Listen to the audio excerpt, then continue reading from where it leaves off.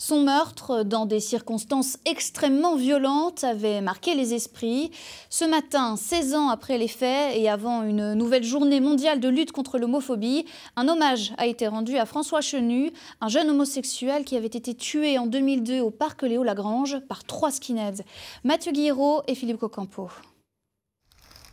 Émotion toujours palpable 16 ans après le meurtre de François Chenu. Pour lui rendre hommage, une poignée d'élus, anonymes et militants associatifs réunis à l'endroit même où ce jeune homosexuel fut tué par 3 skinheads. Un meurtre homophobe, à l'époque, véritable traumatisme pour la communauté gay. Bien sûr que ça a été un choc qu'un quelqu'un puisse être assassiné à cause de ses préférences sexuelles. C'était quand même une chose très très étonnante. Les gens se sont regardés en se disant attention, on pense que les choses sont acquises maintenant, mais apparemment pas complètement encore aujourd'hui. À l'initiative de cet hommage, les membres d'Execo, une association de lutte contre les discriminations.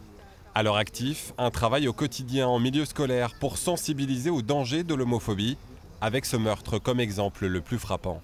Quand on en parle auprès des jeunes, ils sont toujours surpris parce qu'ils n'imaginent pas cette violence aussi proche de chez eux.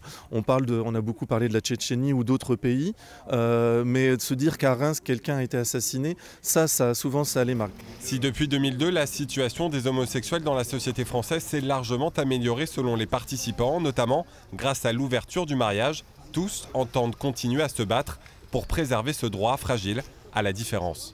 On a l'impression qu'il y a plus de tolérance. Mais quand on ouvre les journaux ou les réseaux sociaux, on se rend compte qu'il y a encore des agressions. Cette semaine, il y a encore eu 2 agressions.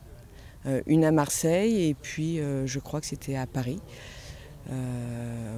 Des personnes qui reviennent le visage tuméfié parce qu'elles ont croisé des mauvaises personnes au mauvais moment. En attendant la publication jeudi prochain du rapport sur les agressions homophobes par l'association SOS Homophobie, la région Grand Est a d'ores et déjà annoncé la distribution d'un kit contre l'homophobie avec des fiches et des courts-métrages dans tous les lycées champardonnais dès la rentrée prochaine.